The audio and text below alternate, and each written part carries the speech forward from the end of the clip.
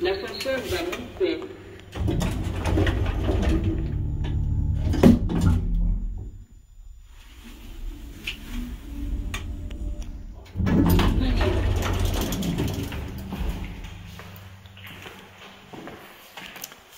Bonjour, bonjour. Ah, Ça va bien? vous pouvez facilement. Oui, j'ai retrouvé facilement.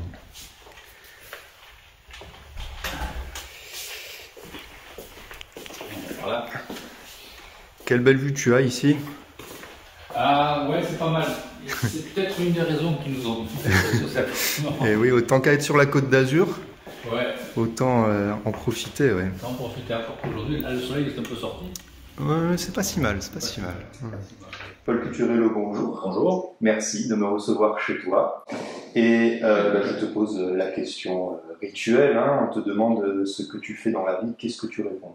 Je fais dans la vie en ce moment pas grand-chose, parce qu'entre guillemets, je suis retraité de la fonction publique et de la recherche en sciences sociales. Donc voilà, après je m'occupe, j'ai encore quelques responsabilités politiques, comme ça, puis j'ai un peu le petit-fils à gérer de temps en temps, voilà, des choses très agréables. Une vie sympathique de retraité. De retraité, ouais. Alors voilà, tu viens de parler de tes quelques activités politiques que tu gardes, mais donc c'est en interne au Parti Socialiste. Oui, oui. Tu animes une section du Parti Socialiste, tu es membre des instances départementales, Ouais.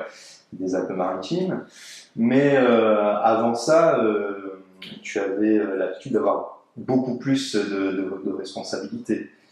C'est vrai, c'est vrai. Et tu as décidé, il y a peu, de te retirer de ces responsabilités. Tu as été élu à plusieurs reprises et tu as décidé de ne plus te présenter à des élections. On ne te voit plus trop dans la presse. Ouais.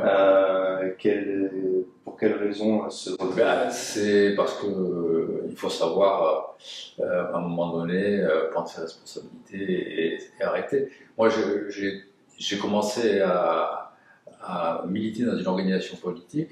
J'étais étudiant. Oui. C'était il y a 50 ans. Donc, j'ai toujours eu une activité ininterrompue de ce point de vue-là. Après, quand je suis passé au Parti Socialiste, j'ai continué. Et c'est vrai qu'au Parti Socialiste, j'ai eu des responsabilités locales en tant que premier secrétaire fédéral, une instance fédérale. J'étais donc du coup au Conseil national, j'avais pendant des années régulièrement. Donc, voilà. Et surtout, j'ai eu le plaisir d'avoir 2 mandats électifs, de conseiller municipal de la ville de Nice et de conseiller général du département. Et pour bien comprendre, c'est que moi j'ai été élu conseiller municipal la première fois en 1989, d'accord, et j'ai arrêté en 2020, c'est-à-dire 31 ans après. Et donc avec un mandat ininterrompu, quoi. Voilà.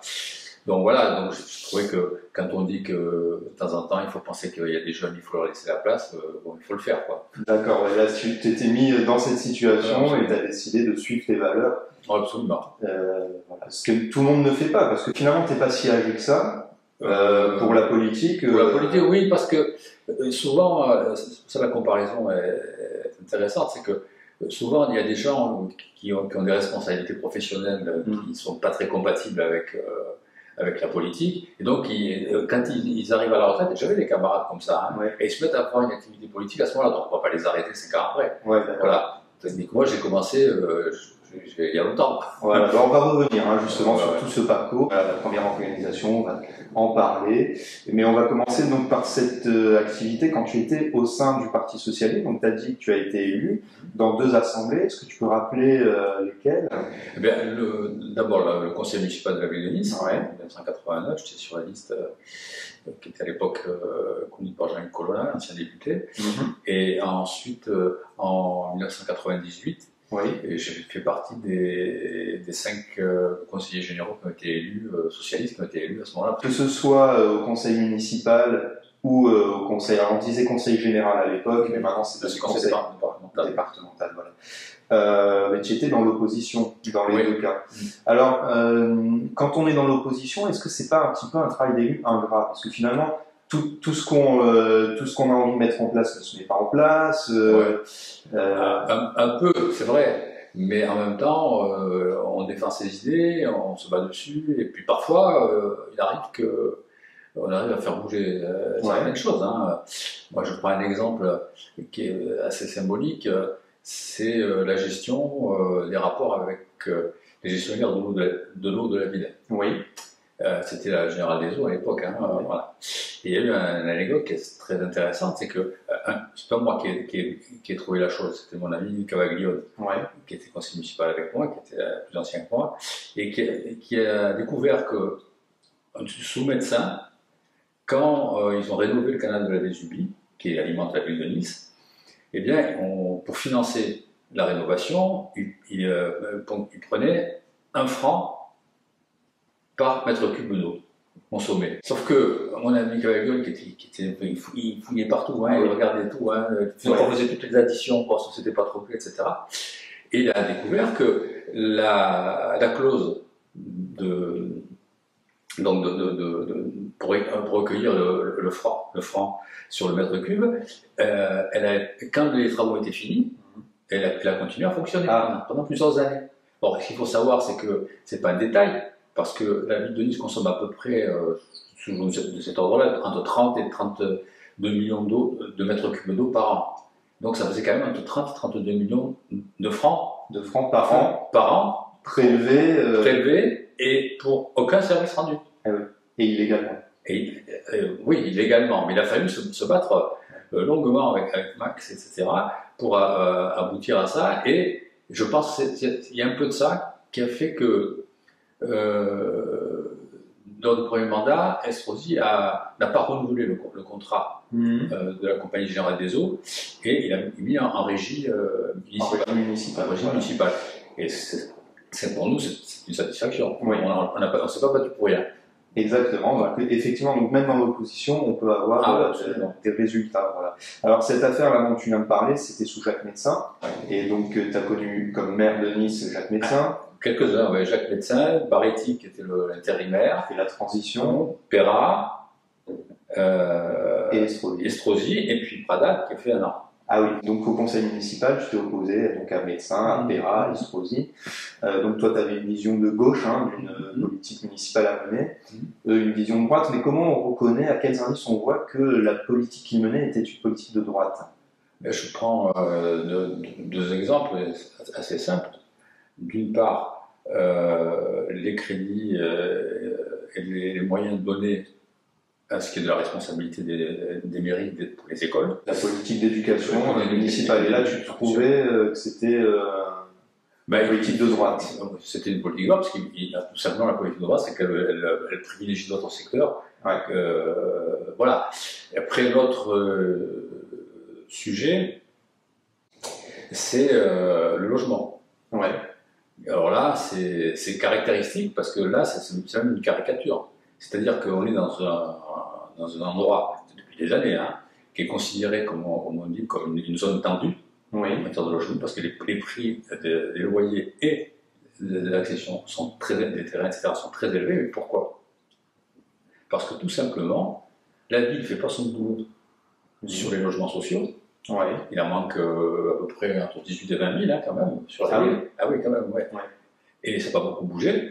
Et puis, sur l'autre côté, les différentes forces financières qui sont dans le bâtiment, ils ne produisent pas beaucoup de logements pour les actifs, à des prix modérés, parce que ça entretient les prix élevés. S'ils font beaucoup de logements et qu'ils mettent sur le marché, ça fait automatiquement baisser les prix. On est dans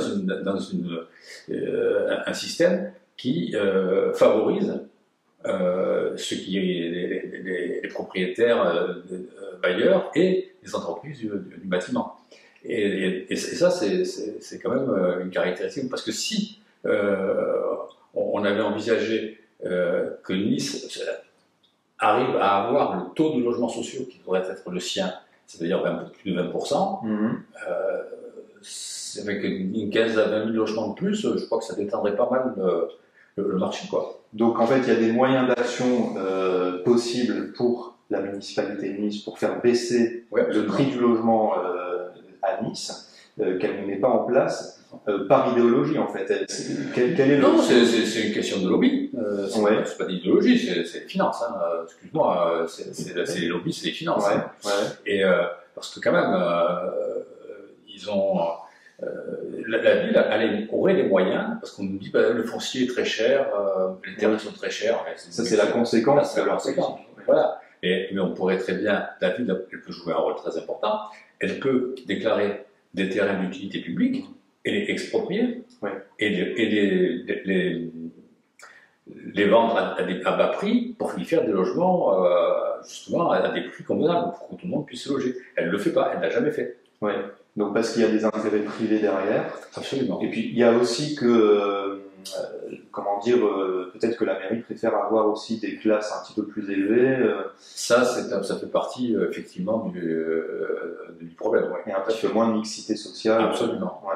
Quand on parle de mixité sociale, de quoi s'agit-il? On n'est pas dans le paradigme. Non, pas du tout. Ouais.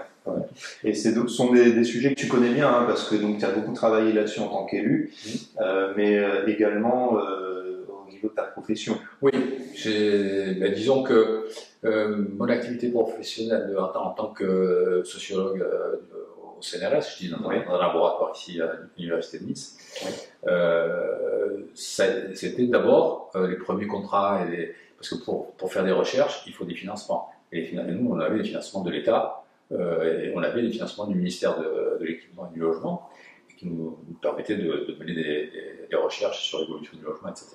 Et donc, c'est là-dessus que j'ai travaillé pendant au moins 2 décennies. Quoi. Ouais. Voilà. Avec quelques rapports qui ont été publiés, ce qu'on fait dans la recherche, c'est des articles dans les revues internationales, etc. Donc, ce sont des connaissances et des capacités que tu avais et que tu as mises au service aussi de ton engagement politique. Absolument, oui. On a parlé là d'un petit peu de politique de droite, hein, mais ça, il y a dans beaucoup de villes en France, c'est la droite qui gère, et ça se passe probablement un petit peu comme ça. Ouais. Mais la droite locale, c'est quand même un petit peu particulier. C'est parfois une droite un petit peu plus dure que dans le reste de la France. C'est vrai, ça a été. Alors, c'était un peu le cas déjà de médecins, mais d'une manière un peu caricaturale, on va dire. Après, Baretti, il n'y a pas beaucoup de commentaires à faire. Il a géré les affaires courantes. Voilà. Il faut rappeler donc que Jacques Médecin s'est enfui de Nice parce qu'il était rattrapé dans les affaires. Et donc il a fallu désigner un autre maire le temps d'organiser des élections, et là c'était Baretti. Non, c'est pas exactement ça. Il n'y a pas eu d'élection. Justement. Donc Médecin, il part en voyage au Japon, puis il ne revient pas, il part à l'Uruguay, donc et on apprend que, moi j'ai appris ça dans le journal du matin à 6h du matin, que Médecin avait démissionné. Donc, à partir de ce moment-là, il y a 2 solutions. Soit plus d'un tiers du conseil municipal démissionne, à ce moment-là, on refait des élections municipales, ou alors il peut être réélu, parce que le maire est élu par les conseillers municipaux au sein de l'Assemblée. On peut réorganiser une élection du maire au sein c'est ce qui a été fait, avec Baretti. Pour la petite histoire, il faut se rappeler que Estrosi, avec 3 potes, ils étaient 4, ils ont démissionné pour essayer de provoquer des élections. Mais bon, ils n'étaient que 4. Voilà. Et du coup, ils n'étaient plus conseillers municipaux. Non plus. Et donc Jacques Perrat, pareil, on sait d'où il vient, enfin peut-être mais tout le monde ne s'en souvient pas. C'était le leader du Front National, localement. Il a démissionné donc du Front National pour être élu maire de Nice. Pour en faire une liste entre guillemets divers droite. Et alors, il était soutenu par une partie des forces professionnelles locales, puisqu'il y avait un ancien président de la Chambre de commerce, Gilbert Serrardo, qui était numéro 2 de la liste de Perrat. Il ne faut pas l'oublier, ça. Et il y avait une grande partie des médecinistes qui ont soutenu Perrat. C'est comme ça qu'il est arrivé à la mairie. Alors, on voit là quand même que c'est un contexte politique très particulier, la Côte d'Azur. À la fois, il y a les affaires, et à la fois, il y a une droite. Maintenant, c'est Ciotti qui prend un petit peu le relais comme ça de cette droite un petit peu extrême. Et puis, toi, tu es au milieu de ça, de gauche. C'est pas trop dur d'être de gauche à Nice, comme ça, publiquement. Ça dépend. Enfin, non, pas spécialement. Sauf que quand moi j'étais étudiant, il y a un petit moment déjà, il y avait 2 universités où les gens de gauche ne pouvaient pas rentrer, parce qu'il y avait les fachos qui leur cassaient la figure. C'était Assas, à Paris, et Nice. Nice, la fac de La droit. fac de droit à Nice. Oui, les 2 facs de droit. 2 facs de droit, ouais, comme par hasard. Mais voilà. Et donc c'était difficile. Alors c'est vrai que une fois, il y avait un commando de fachos qui m'attendait à la sortie du restaurant universitaire à la fac de lettres. Et ils me sont tombés dessus et je me suis réveillé à Pasteur. Ah oui? Ouais. D'accord. Bah ouais, donc. Voilà. Mais ça ne m'a pas empêché de continuer. Au contraire, de dire que même par la force, on résiste quand même. Ouais. Voilà. Après, bon, sur les affaires, tout ça, je pense que jusqu'à. Moi, je me souviens que j'étais assez proche d'Henri Emmanuelli à l'époque, et lui-même me disait qu'il trouvait que le médecin il faisait des trucs complètement invraisemblables, quoi. Ouais. Il essayait de passer des bijoux à l'aéroport quand il passait la frontière, comme n'importe qui essaie de. Il s'est fait attraper pour ça. Ah oui. Ah ouais, non, mais des trucs comme ça. Il se sentait au-dessus de tout. Je sais pas si ça au-dessus de tout, je sais pas, c'est assez bizarre. Donc, le médecin, c'est vraiment la caricature des affaires. Mais en fait, ça a un peu continué aussi avec Perra. Il y a eu l'affaire du tram. Oui, mais c'était pas Perra. C'était pas Perra, voilà, mais c'était une espèce de chose normale à Nice. De temps en temps, il y avait l'affaire. C'est évident que les lobbies sont à l'affût. Et moi, j'ai eu affaire une fois, justement quand on a eu les trucs sur la compagnie générale des eaux, etc., tout ça, j'ai eu le plaisir d'avoir un coup de fil d'un directeur régional pour me dire qu'il voulait me rencontrer et tout. J'ai dit non, mais je suis occupé là. Bon. Voilà. Et un autre gars, une fois, il m'avait proposé si j'avais besoin d'affiches, etc., pour ma campagne électorale. J'ai dit non, merci. Il faut toujours être sur ses gardes. Ah oui, extrêmement attention à ça. Ouais, non, c'est ça. Et moi, un jour, j'ai dit, mais vous savez, moi, je suis hors de prix. Ah bon? Ben oui, je suis pas à vendre. Et oui. Voilà. Donc, voilà, on sait que tu n'es pas motivé par l'argent. De toute façon, quand on est conseiller municipal d'opposition, c'est pas ça qui.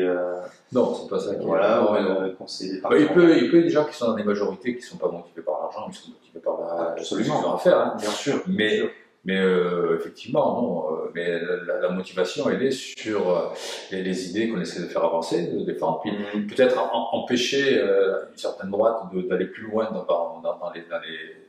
la dureté de leur politique, quoi, en résistant. Hein. C'est ce qui motive à se présenter, parce que c'est vrai qu'à Nice, il y a des victoires, on va en parler aussi, hein.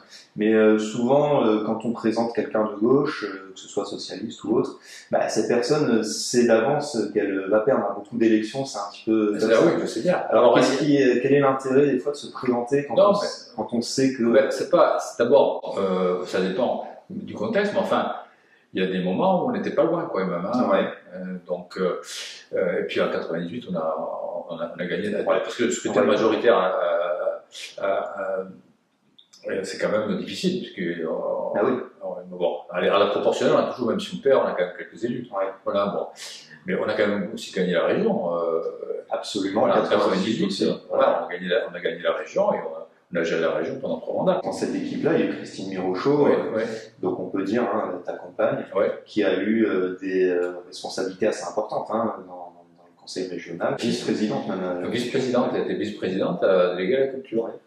Et elle a fait du bon boulot. Hein. C'est pas parce que c'est ma femme, par attention. Ah, pardon, mais nous sommes passés devant le maire, il n'y a pas longtemps d'ailleurs. On a réfléchi très longtemps. Et donc, effectivement, elle a fait un gros travail, parce qu'elle a des capacités d'organisation, de réflexion, etc., qui sont assez exceptionnelles, et dans le domaine de la culture, c'était impressionnant, quoi. Elle permettait d'organiser des choses, des festivals, des choses comme ça. C'est pas elle qui les organisait, mais elle contribuait. Elle impulsait ça en tant qu'élu, en les finançant aussi, sur la région. Bien sûr, oui. Donc c'est un travail différent, puisqu'elle était au contraire dans une majorité. Absolument. Toi, tu as toujours été dans une opposition. Donc, à partir de 1998, hein, ce canton, Nice 14, hein, dans lequel tu as gagné, parce que là, c'est les élections cantonales hein, qui permettaient d'être présent au conseil, on disait général, au conseil départemental, c'est une élection sur ton nom. Oui, c'est-à-dire que là, c'est pas une liste. Non, c'est scrutin uninominal à deux tours. Donc il a fallu que tu sois majoritaire localement pour... Alors la majorité, alors c'est là où je pense que la qualité, les qualités et le dévouement des militants ont été exceptionnels, a été efficace parce que la première fois en 98, j'ai gagné dans une triangulaire face au Front National de Gubernatis et un ancien Front National, Max Baeza, qui était par la droite. Une belle équipe. Voilà, et j'ai gagné avec 52 voix d'avance sur 16 000 électeurs. Hein. Donc là, il y a un gros travail militant. Un gros travail militant qui a été efficace, quoi, qui a fait la différence. Ouais, de cette section donc, qui s'appelait à l'époque Nice 14, qui s'appelle aujourd'hui Nice Ouest. Il faut expliquer, une section au Parti Socialiste, c'est l'unité de base militante. Hein, quand on est adhérent au Parti Socialiste, on est adhérent en fait en premier lieu à une section. Donc souvent délimitée sur un secteur géographique. Absolument. Et donc cette section-là, dans ta vie militante, et c'est quelque chose que je partage aussi, hein, parce que je suis adhérent, c'est quelque chose d'important quand même. Ah ben oui, il y a quand même l'investissement et le travail et le dévouement, encore une fois, des camarades, quoi, qui est très très important. Et ça donne, comment dire, pour moi ça m'inspire un énorme respect vis-à-vis d'eux et de le faire. Et puis on partage des idées communes qui sont, bon, même si parfois elles sont un peu en retrait, on revient. Oui, alors c'est vrai que ça donne aussi du courage pour repartir au combat. Et puis ce sont des idées aussi, comme tu disais, qui sont communes, qui sont partagées entre des personnes qui pourraient être un petit peu différentes, parce que c'est une section qui regroupe un petit peu toutes les classes sociales. Oui, il y avait effectivement une diversité sociale assez importante. Il y avait des gens de l'éducation nationale qui étaient profs ou même de l'enseignement supérieur d'ailleurs. Oui. Je ne parle pas de moi, hein, d'autres. Et un principal aussi. Un principal de collège, des profs. Et puis après, il y avait aussi. Il y a encore. Il y a des habitants du quartier, qui étaient des locataires HLM avec lesquels on a mené plusieurs bagarres contre l'office HLM, sur les hausses de loyer, sur le mauvais entretien, enfin tous les trucs qui, malheureusement, sur lesquels il faut se battre pour avoir quelque chose qu'on a fait. Alors moi, après, j'ai été... on m'a laissé rentrer au conseil d'administration de Côte d'Azur Habitat. En tant qu'élu. Et donc, là aussi, j'ai continué à vérifier, à faire du boulot, à me battre contre les hausses de loyer, etc. Quoi. Voilà, donc voilà un travail en commun, enfin, en synergie, on va dire, entre une base militante et puis là, cette base militante a permis des victoires. On a parlé de 98, on a gagné aussi le canton, tu l'as regagné en 2004. Voilà. On peut rappeler d'ailleurs qu'en 98, celui qui était sortant, certes qui ne s'est pas représenté, c'était Jacques Perrat, qui avait gagné ce canton sous l'étiquette Front National. Oui, absolument. Donc il y a des victoires du PS sur le Front National. Quand on se bat contre le Front National, là c'est du concret. Ah oui, ça c'est sûr. Alors on a beaucoup parlé de ton activité en tant que socialiste, mais on l'a un petit peu évoqué tout à l'heure, en fait, tu as une vie militante avant le Parti Socialiste. Oui, c'est vrai. Alors à quand on peut la faire remonter déjà? C'est-à-dire que ce qui m'a éveillé à la politique, mais pas de manière... ça a pris un peu de temps, mais c'est que en 1968, j'avais 17 ans, j'étais au lycée, et avec mes potes, on a occupé le lycée, on a fait des manifs, voilà, donc on s'intéressait à tout ça. Quoi. Donc comme beaucoup de gens de cette époque, en fait, ce sont les événements de mai 68 qui t'ont ouvert à la politique.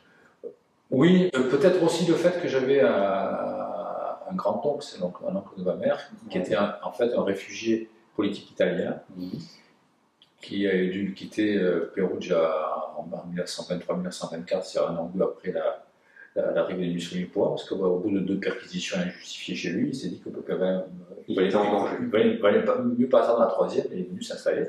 D'abord à Nice, il a fait une entreprise travaux publics, et ensuite au Canet, et c'est quelqu'un qui était vraiment formidable, et il avait engagé dans son entreprise un certain Sandro Pertini, qui est devenu président de la République italienne après. Et ils étaient ensemble, voilà. Donc alors il nous voir presque une fois par semaine, il amenait le Canard enchaîné, des journaux italiens aussi, tout ça. Donc il y avait déjà un peu un socle, quoi, hein, voilà.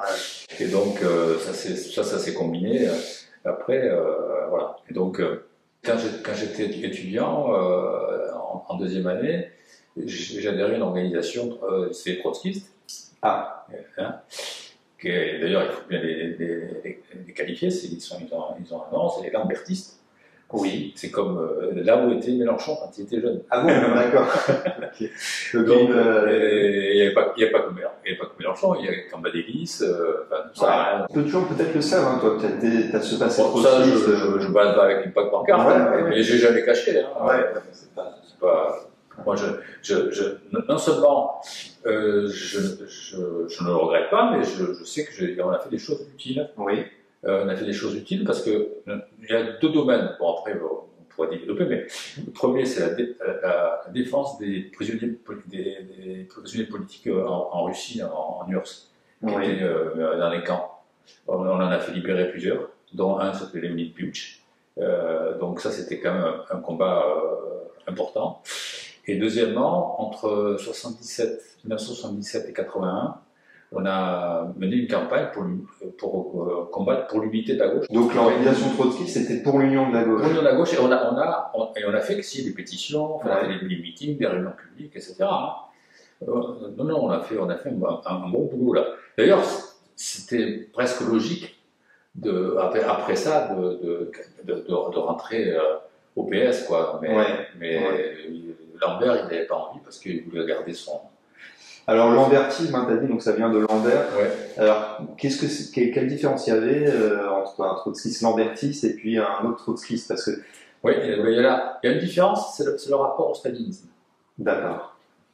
C'est-à-dire que les lambertistes considéraient qu'on ne pouvait absolument pas réformer le stalinisme, et y compris même pas les partis communistes. Fallait se battre pour créer autre chose, des choses de nouveau, le parti révolutionnaire, pas tout ce qu'on veut, tout le vocabulaire. Hein. Voilà, ça, alors que, par exemple, la LCR de Krivine, etc., c'était plutôt essayer de réformer les partis communistes, etc. Donc il y avait une divergence. Bon, mais le problème, c'est qu'avec les organisations d'extrême gauche, c'est qu'avec une ou 2 virgules, on peut se mettre en désaccord pour un siècle, quoi. Bon, après, il y a du Touvrière. Le Touvrière, c'est plutôt une secte très, très fermée, mais bon, qui est pas, dont on ne voit pas trop l'intérêt, quoi. Hein. Et surtout aussi, pour les étudiants, c'est important parce que les lambertistes avaient pris la direction du NEF après 71, quand il y a eu la session avec les communistes. Donc c'était juste après 68, hein, et on a pris la direction moi je suis arrivé juste après ça, hein, la direction de l'UNEF, et c'était important, quoi. Avec un très très grand syndicat étudiant. Hein, oui. D'ailleurs, la première fois que j'ai été élu, c'était aux élections pour représenter les étudiants au centre universitaire au Crous, au universitaire scolaire.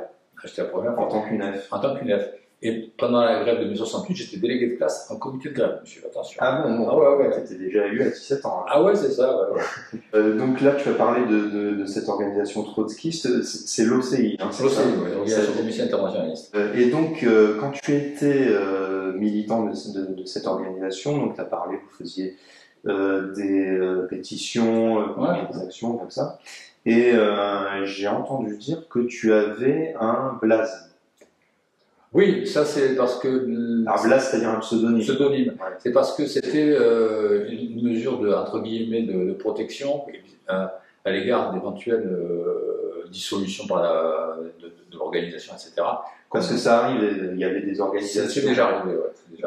trotskistes d'ailleurs, qui ont été dissoutes. Ouais. Celle de Krivine, ils ont été dissous, ils ont changé de nom, ils ont reconstitué. Parfois, il y a la reconstitution de Ligue dissoute. Bon, enfin, voilà, c'est un autre délit, voilà, mais donc vous prépariez voilà, pour le cas où votre activité deviendrait illégale. Voilà. Pouvez... Si on manquage d'arriver, il fonctionne comme ça. Bon, moi, je ne peux pas poser de questions. C'est une précaution. C'est une précaution, voilà. Parce qu'il faut savoir que cette organisation fonctionnait, je dirais, très, très important. Il y avait une réunion de section par semaine. Une réunion hebdomadaire, des essences, etc. Donc c'était quand même très, très, très prenant, quoi. Et alors c'était un petit peu surveillé par les autorités? Écoute, oui, parce que j'ai découvert ça par hasard. Parce que, donc, un jour, je reçois une convocation de la police, des renseignements généraux, Esther Foch. Et puis, bon, j'y vais.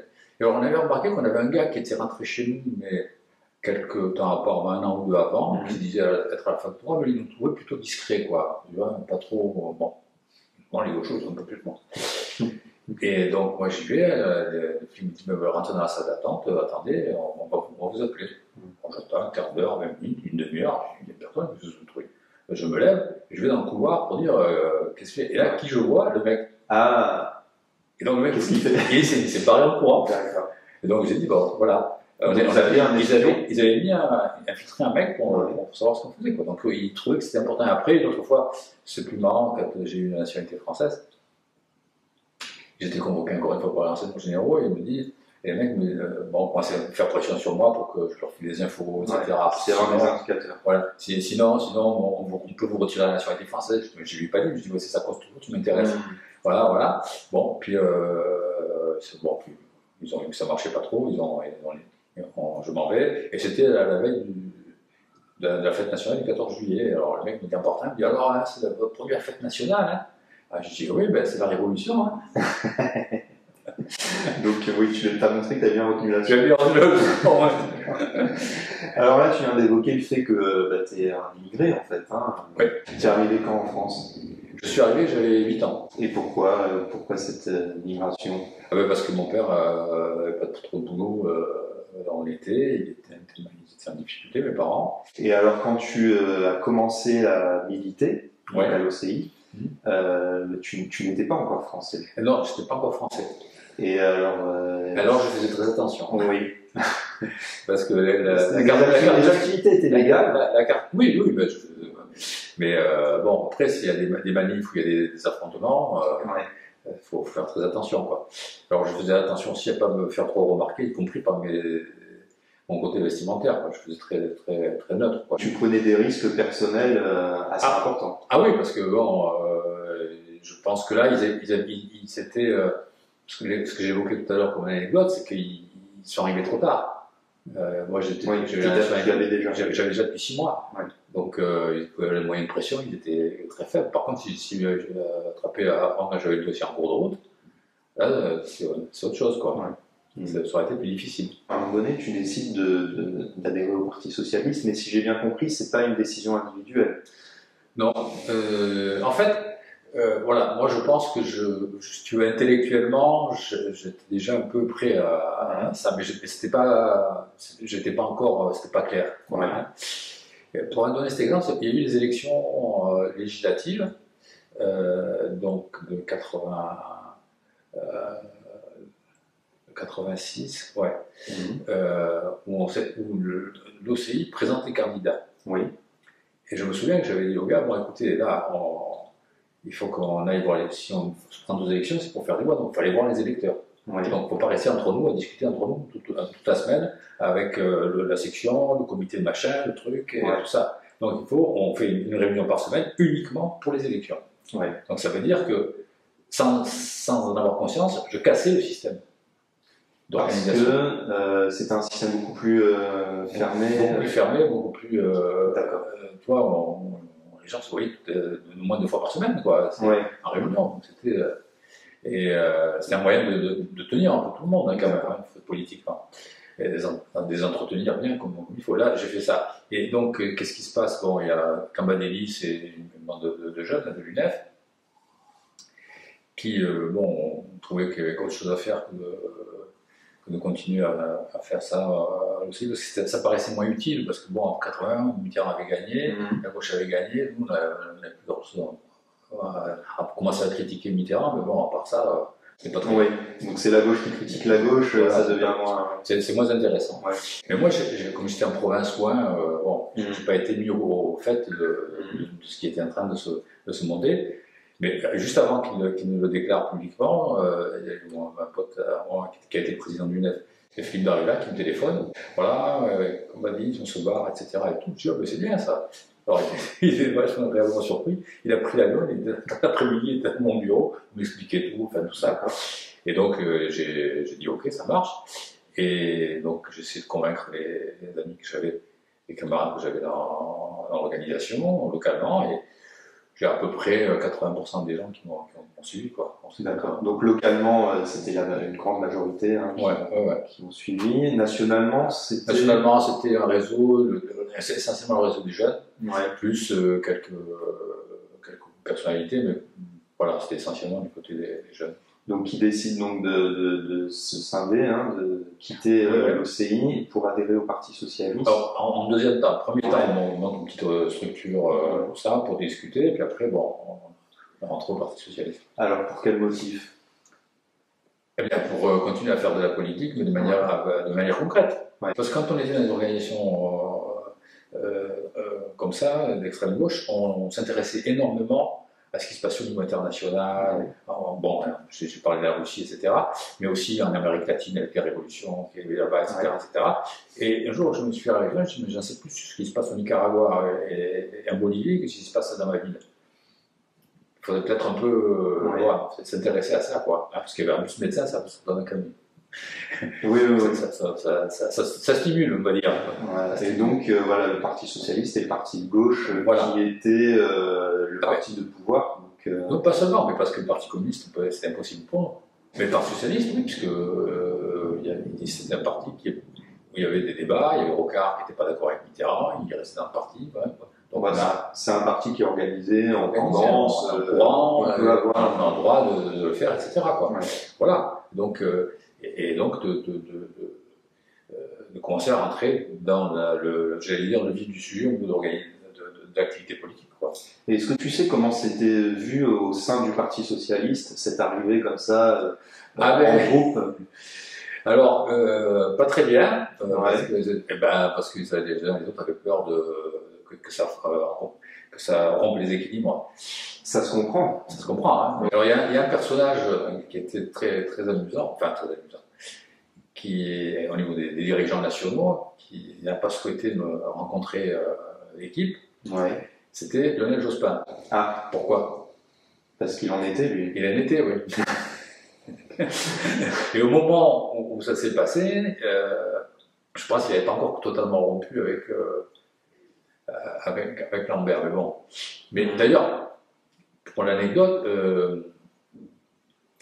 la direction de l'OCI faisait circuler le bruit. Après 80, on commençait à dire, ça ne plus grand chose, que, attention, on avait quelqu'un de très haut placé dans le Parti Socialiste. Tu vois, moi, je dis, ouais, je me raconte ça pour me faire croire que ça avance, mais c'est n'importe quoi, ça, c'est pas vrai. En fait, si c'était vrai. Alors, c'est un petit peu sorti médiatiquement pendant qu'il était Premier ministre. Lionel Jospin, il y a eu des rumeurs qu'il n'a pas démenti, puisque c'était vrai. Et la droite qui a essayé un petit peu de jouer. Ouais, c'était loin. Ça n'a pas pris. Ça n'a pas pris, c'était assez loin. C'était truc des bâtards en avant.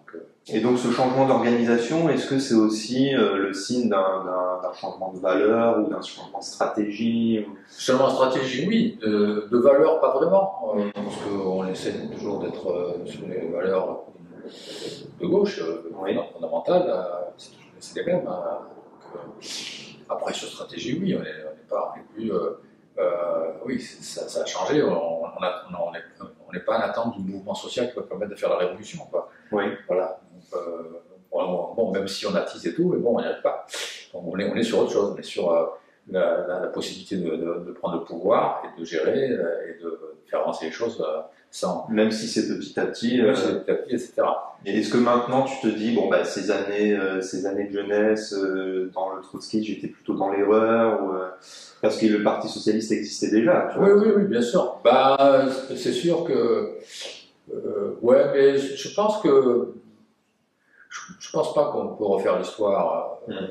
Je pense que j'ai appris pas mal de choses dans ce cadre-là. Donc, ça a été utile de ce point de vue-là. Bon, après, si j'étais rentré au PS plus tôt, peut-être que j'aurais fait d'autres trucs, c'est possible, hein, mais bon, c'est pas.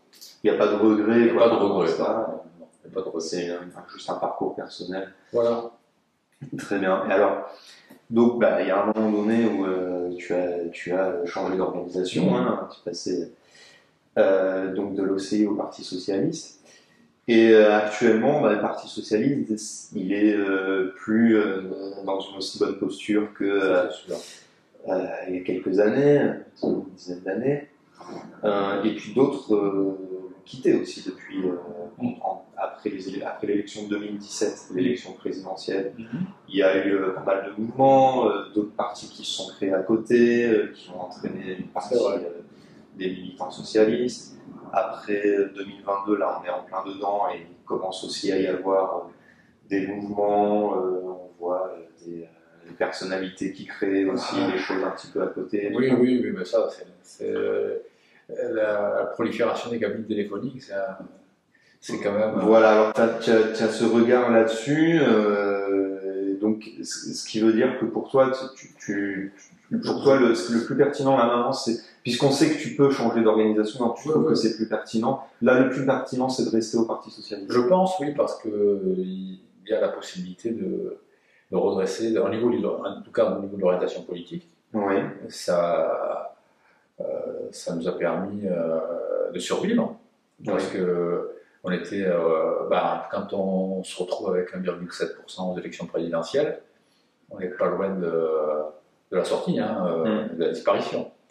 Donc le travail qui a été fait a permis de garder un groupe parlementaire, 30 membres, etc., indépendant, etc., qui permet d'avoir notre propre expression en tant que parti.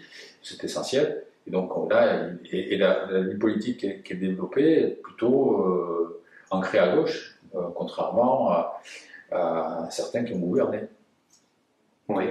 Un certain qui était le seul président de la République qui n'a pas osé se présenter à la fin du mandat quand même. Les gens n'en parlent pas, mais enfin, c'est quand même hallucinant. Il n'a pas osé aller lui-même défendre son bilan. Hollande, c'est une catastrophe. C'est une catastrophe dans la gestion du mandat qu'il a fait, parce qu'il s'est fâché avec la totalité de l'électorat de gauche. Et ensuite, je ne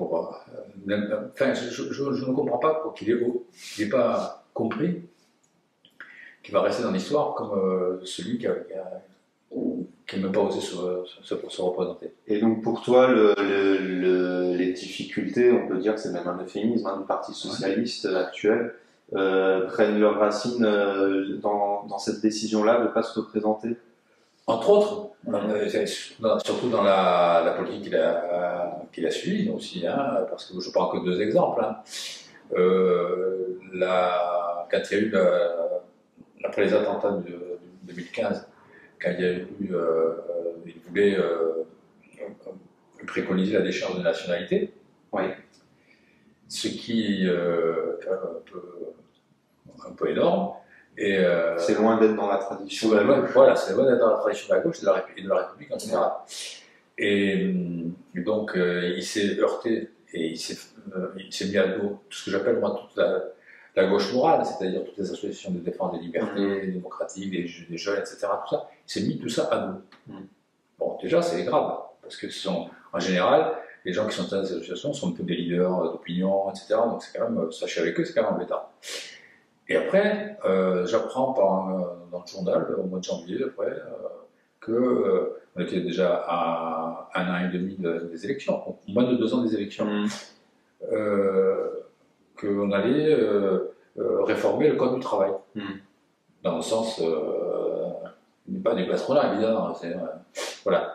J'ai dit, oh, ça c'est les journalistes, ils agitent des brûlots pour écrire un papier et puis pour essayer de mettre un peu la panique dans le Parti socialiste. Eh bien non, il est allé jusqu'au bout, et non seulement il est allé jusqu'au bout, il est allé jusqu'au bout avec le 49.3. Donc, c'est-à-dire que là, il s'est coupé de la gauche sociale, c'est-à-dire tous les syndicats, etc. Tout le monde sur le dos. Donc, une fois que tu as fait ces deux trucs-là, tu vas être sûr que pour aller dans tes élections expliquer que tu as fait deux conneries et qu'elles sont bien, c'est plus compliqué, ouais. Mais il ne fallait pas les faire. Et le problème que je crois de Hollande, c'est que la seule conviction qu'il a, c'est lui-même. Ah oui, tu es assez sévère hein, quand même. Je suis très sévère parce que je le connais bien. Ah oui ouais. Et j'ai eu affaire à lui pour des conflits internes au parti, et je peux te dire que je sais de quoi je parle. Mais bon, là, la seule conviction qu'il a, c'est lui, mais finalement, lui, bah... Ah oui, bah, ça, après, qu'il n'ait pas eu la lucidité de voir qu'il faisait des conneries, ça, c'est son problème. Hein. C'est un autre défaut. Ouais, c'est un autre défaut, ouais, c'est sûr. Et donc, est-ce que maintenant, on peut dire que la direction actuelle du Parti Socialiste a tourné la page de ça, en tout cas n'est pas dans cette continuité? Non, elle n'est pas dans cette continuité. La direction actuelle du PS est plutôt dans l'élaboration de projets novateurs en termes d'amélioration des conditions sociales des salariés, etc. Tout ça. Je crois que, quand tu regardes Jospin, on a beau critiquer sa politique, mais enfin, il en retient quand même au moins 3 trucs de son quinquennat. C'est les 35 heures. Le Pax, le plan social, et la parité aux élections pour les hommes et les femmes. Bon, Hollande, c'est des charges de nationalité et le code du travail. C'est pas pareil. C'est ce qu'on en retient. Après, il faut dire quand même qu'il y a eu des choses. Oui, il y a eu des choses, mais enfin, le problème, c'est qu'avec des trucs aussi violents, les gens. Ça efface le reste. Ça efface le reste, même s'il y a eu des ministres qui ont essayé de faire des trucs bien, etc. Oui, donc. Pour rester positif, sur la place du PS au sein de la gauche. Ben, je pense que le PS, si on fait les choses sérieusement et qu'on travaille sérieusement et qu'on fait des propositions intelligentes, etc., il peut reprendre sa place au centre de la gauche. Voilà. Parce que je ne pense pas que les communistes, avec en plus les bêtises que raconte Fabien Roussel, en posant au travail et allocation, que j'ai vu ça, j'ai dit, il est tombé sur la tête. C'est où est-ce qu'il a vu ça, quoi? C'est pas la gauche, ça. Ouais. Bon, les écolos, faut les laisser faire. Hein. Tout le monde parle d'écologie, mais ils n'arrivent pas à incarner. Parce qu'ils ont beaucoup de prétendants, mais pas beaucoup de gens qui ont cette capacité. Donc le PS peut, si on dégage quelques leaders nouveaux, moi je pense que Boris Balou il est pas mal, il est quand même... Attends, avant ça, tu parles des écologistes et des communistes, mais il y a quand même la France Insoumise aussi dans l'équation. Oui. Elle a fait des très bons scores. Oui. Et donc, pourquoi ça ne serait pas ce parti-là maintenant qui serait central au sein de la gauche? Parce qu'un leader clivant comme Mélenchon, il ne peut pas être central. C'est tout. Il a eu une chance lors de l'élection précédente, mais il est trop clivant pour incarner une alternative. Et il fait des sorties qui sont parfois un peu compliquées, quoi. Donc tu disais, tandis qu'au Parti Socialiste, il y a, parmi ceux qui sont restés, donc au contraire, ce sont des gens... Ils sont plus, plus enclins à partager des points de vue, à s'adresser à tout le monde. Il faut s'adresser à tout le monde dans la société française pour pouvoir, bien sûr, mobiliser les catégories sociales qui sont les plus intérêt, mais il faut s'adresser à tout le monde, y compris les couches moyennes, etc. Sinon, on n'y arrive pas. Donc, ce sont malgré tout des élections. Les élections, il faut que les gens votent. Donc, il faut convaincre un maximum de gens de voter pour nous. Encore une fois, on ne gagne pas une élection présidentielle en France avec un candidat qui est trop clivant par rapport à l'ensemble de la population. C'est pas possible. Donc, on fait le pari que le Parti socialiste redeviendra, je l'espère, le parti central. Je l'espère. C'est pas gagné, hein. C'est pas gagné, mais je pense que je pense que c'est la seule solution qui me paraît viable actuellement. Après, après l'alliance avec la NUPES, c'est nécessaire. Hein. Ceux qui disent qu'il ne fallait pas le faire, je leur dis combien on aurait eu des députés, peut-être un ou deux. Ouais. Parce que sur l'ensemble de la France, quand même, les députés, les candidats du Parti socialiste qui ont fait plus de 5%, on les compte sur les doigts d'une main. Donc, pour être qualifié pour le second tour, il faut faire tu vois, il faut ajouter un 0 à 5. Ouais, c'est ça. C'est ça. Et puis de toute façon, le Parti socialiste a toujours été favorable à une forme d'union de la gauche. Absolument. C'était la raison du redémarrage de la gauche social-démocrate qui a changé de nom avec le Parti socialiste en 70-71, avec Mitterrand. Et ils sont allés dans ce sens-là, avec l'accord avec les communistes. Alors, quand on me dit que j'entends des camarades à l'intérieur du PS qui ne sont pas d'accord avec la NUPES et qui disent ouais, Mélenchon, quand même, on ne va pas faire une alliance avec Mélenchon. Ben, je leur rappelle qu'on a fait une alliance à l'époque avec Georges Marchais, là. C'est pas mal comme mec, hein. C'est quand même pas mal, hein. Un truc qui a passé 5 ans de sa vie à essayer d'empêcher Mitterrand d'être élu, ben, il n'est pas arrivé. Il a quand même fait des sorties impressionnantes, hein. Et les alliances, c'est forcément avec des gens avec qui on n'est pas d'accord, parce que sinon, sinon c'est parti. Normalement, on a le même parti quand on est d'accord. Donc, voilà. Donc, écoute, sur cette note d'espoir, hein, on verra bien. Hein, en tout cas, on travaille dans ce sens-là, on va voir. Voilà, mais je te remercie en tout cas de tout ce que tu as dit. C'était très intéressant, ce parcours politique. Un petit peu, on a aussi parlé de ta vie privée. Qui s'y mêle, hein, forcément, hein, quand on a un tel engagement, tout est. C'est vrai. Tout se mêle. Et merci beaucoup, et puis on se voit peut-être à la prochaine réunion. À la prochaine réunion, on va voir dans le calendrier.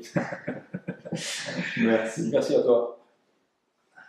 Eh ben ouais. C'était bien. Oui, c'est pas mal. C'est bien, il faut regarder après. C'est toi qui fais le montage, hein. Après, je fais le montage vidéo, t'as été. Ah bah, juste à ce moment-là, Ah ben voilà. Ben ouais. Juste au moment où on termine. T'as été. T'es pas allé avec le dos de la cuillère. Hein, ah ben. C'est bien. Faut, hein. Ouais. Voilà. On n'en est plus à. C'est l'avantage de l'expérience, tu sais. Ouais. Coucou, salut, ça va?